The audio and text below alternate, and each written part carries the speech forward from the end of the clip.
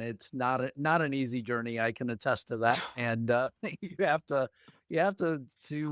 in a lot of cases, I feel like figure out where you're going to go, and then also it's almost like know the direction, but also build the path as well. Like do both at the same Totally. time. Totally building the rocket ship while you're flying it.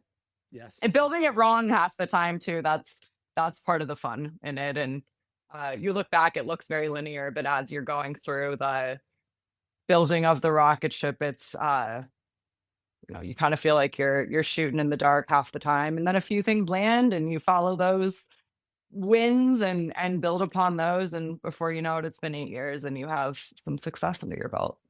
Yeah, absolutely. So let's talk a little bit about clinically media. D- can you tell me a little bit more about the mission and vision of the company? So we are patient recruitment that is quality over quantity. There's a lot of patient recruitment providers, and a lot are really fantastic lead gen kind of companies that send a ton of patient referrals to their clients. What that turns into sometimes, though, is a ton of work for your clients or for the research sites you're providing patients for.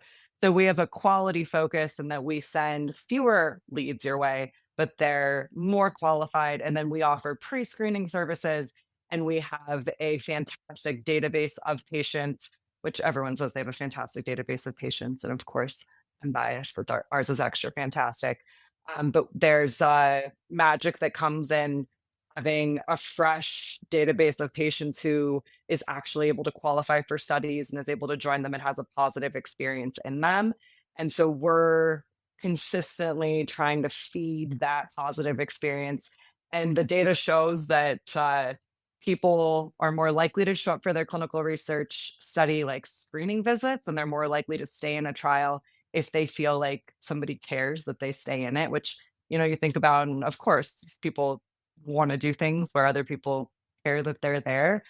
And once that kind of data was revealed, we can lean into that completely and make patients feel like they're as important as they are. Really, in the life cycle of developing a drug or device, the patients participate in the clinical research trials are like, and just cannot be overstated how important of a role they play. Yeah, absolutely. And find it's funny to me to think that you have kind of both. You have patients that need trials, but clearly there are trials that need patients, and sort of finding or pairing the two together, can't be a very easy role to play either. It's not, and that point opens up an interesting can of worms, if you will, about different technologies that have come out in the past couple of years that match patients to EDC data. We've always done like a chart review to try and find patients that are at our research sites already that may have not been identified. But there's a balance between collecting enough information from patients to get them qualified for a specific study, and then collecting enough that we can identify patients for future studies.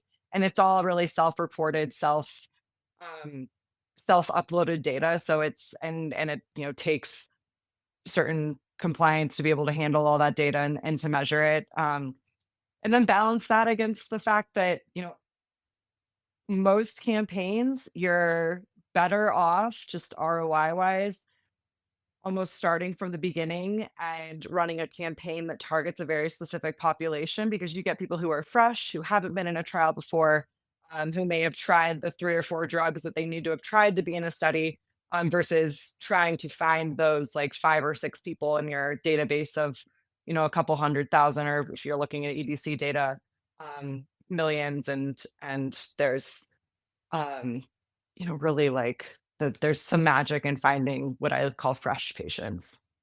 Wow. And then what are some of the innovative approaches that clinically media uses to try and achieve the results? Yeah, so most recently we've done some pretty cool things with AI where we take all of the data from ads that we've run in the past, identify what's worked, what hasn't worked, and then what ads actually contributed to not just referrals for the study, so not just like a pre-qualified lead, but actually patients that ended up enrolling, and figuring out what creatives and what targeting demographics actually end up enrolling patients in studies, really down to specific geographic locations. And then taking all of that information and applying it to every single campaign that we do going forward, and then taking the data from that and feeding back into it. Another thing that's been pretty phenomenal in getting patients enrolled in studies and staying in studies and enrolling in future studies is community-based efforts. So going from digital into in person, and we just launched a community that's half virtual, half in person called Psychodelta, just specifically for psychedelic research studies. There's really cool research happening there, and kind of the perfect patient population who's really interested in participating in those studies. And so we're kind of piloting out how does that look if we get patients who are similar to each other together in person? Can we use the collaborative efforts that come from that, from researchers participating in that, from biotech sponsors participating in that, and from patients participating in that all together to create, I mean, not just get patients enrolled in studies, but how do we use that then to feed back into the life sciences and actually develop drugs and products and therapies that patients are looking for and that they need and want and are actually going to be successful in the marketplace when, if and when they get approved. So I did get, I think yesterday, because I have several email addresses, I think I got 3 emails from you about Psychedelta. So, I that's one of my favorite things about your business is that I feel like there's constantly, new communication that's coming out and, you constantly are telling people like, this is what's happening, inside of clinically media. So for anybody that's not, hasn't gone to the website, hasn't enrolled in their news, you should. It's a good place to kind of watch what's going on. Absolutely, and you can put in 3 email addresses too, and you'll get 3 emails as well. As long as they're probably the separate, I would imagine they all have to be different, but and mine Yeah. were. It kind of matches my personality. I have 3, so okay. So how do you see clinically media's role evolving, in the broader clinical trial ecosystem, especially considering the challenges of patient recruitment and clinical research?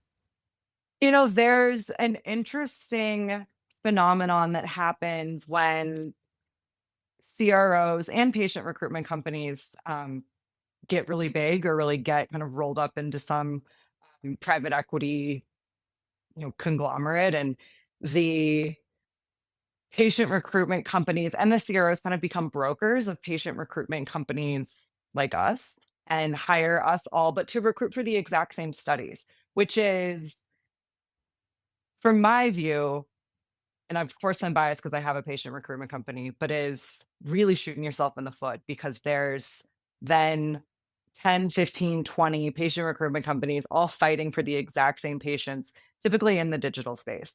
And in the digital space, whoever can pay the most for a lead or for a sale wins. And there's a phenomenon of all of these patient recruitment companies driving up the cost for each other, and then we're fighting tooth and nail all for the exact same patients. So we like to partner with CROs and really own the patient recruitment for, even if it's just for a particular indication or a particular study, and are able to offer patient recruitment at a lower cost because we're not competing and we're not having to spend the most to get the same patients that we're all looking for. So there's some pretty exciting partnerships with CROs that we have or that we're developing right now to become that sole provider. And I say to them, if there's like 3 or 4 patient recruitment companies that a CRO or a sponsor is looking for, don't give half the project to one and half the project to another, because you're going to end up spending like 2, 3 times as much money. And your enrollment timelines are going to get expanded because everyone's competing for the same patients. And you can only spend so much to get patients because you only get paid so much, and we're on a performance-based model, which a lot of patient recruitment companies are, versus the more traditional kind of agency model where you have an ad budget you're working through. There's with an ultimate vision that we're not all competing for the exact same patient